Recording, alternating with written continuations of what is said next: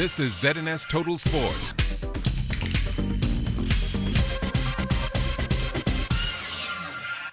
Good evening once again and welcome to the Thomas A. Robinson Track and Field Stadium for your second look at sports. Yes, we indicated at 6 that the Penn Relays are this weekend and the Bahamas will not be sending teams in the 4x1 for ladies or the 4x4 for men.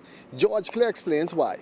A number of our elite athletes were either complaining of injuries and or not available. I feel that it was, we have to be cognizant that when we utilize funds, we have to get value for money. I think that prudence is a word that's been floating around with this new administration. I feel that it was decided by the executives.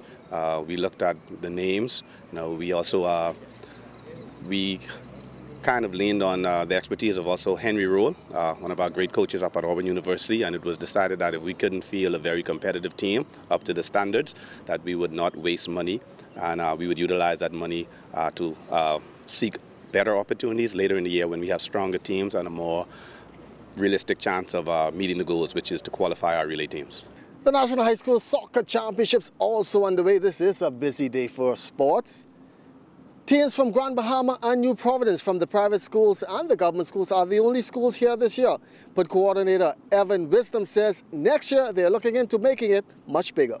We have been deluged with calls for this championship to increase, and I just wish to remind the general public that every time we increase, there's more teams and what have you, the expense grows tremendously.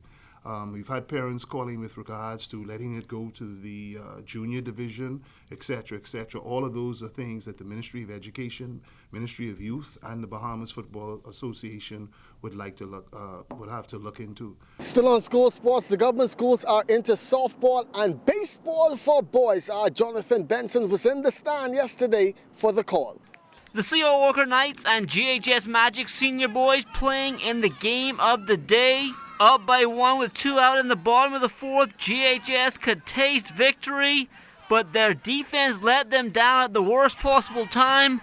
On what seemed like a routine flyout, the right fielder and center fielder, neither one can make the catch. 2 runs come home for the Knights, and they take the lead. For good measure, the Knights adding another run on this line drive down the left field line, and C.O. Walker goes on to win this one and come from behind fashion, 7-5. It's all about team effort, never give up on your mind. Till the last, and we're going to give it our all. Till the time run out, we give it our all. We Knights, we give it our best all the time, 150%. The guys really getting themselves together. They're learning to play with each other. This is the first time maybe 1 or 2 of them who are playing, but once we start to put the chemistry together, we have a little well-rounded team that we'll be able to do the things we need to do to win the ball game. I was pleased with the way the guys played. They showed a lot of heart and they played well. The pitching has improved. We just need to work on the outfielders. Also in senior boys play, the CU Ethel Stingrays getting off to a winning start. They took care of the CC Sweeting Cobras 3-1. We just had good defense and let our bats do all the talking. The pitcher was great today, and we all came out to win with the mindset to win today. As for the junior boys, the CH Reeves Raptors won over the Anatole Rogers Timberwolves 6-2, while the T.A. Thompson Scorpions, they shut out the S. McPherson Sharks 5-0. They won't be in the losers bracket, saying that it's a round-robin tournament. So right now, I think my guys pretty excited and knowing that they move into the winners bracket. The pitcher did an extremely good job, because last year they played in the championship and they lost the game, so they come with a little bit more focus today. Jonathan Benson, ZNS Total Sports.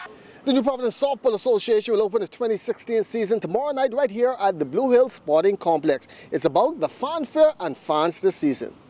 The event is to be officially opened by the Deputy Prime Minister, Mr. Philip Davis, and he will throw out the ceremonial first pitch.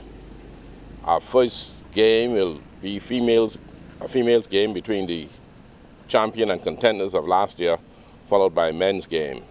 This year we have 5 men's teams and 6 female teams.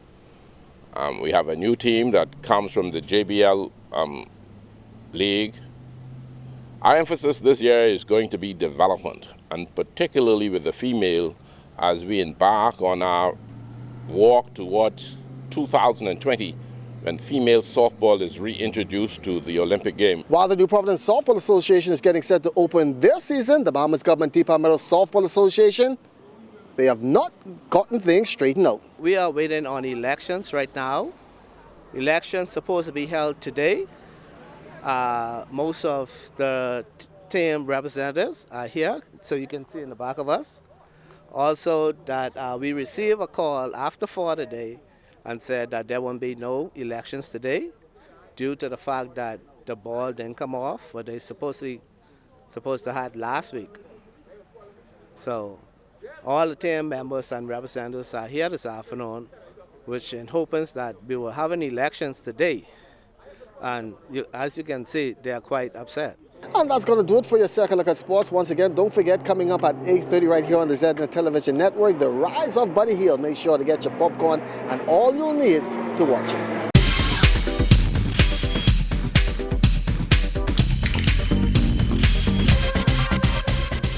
This is ZNS Total Sports.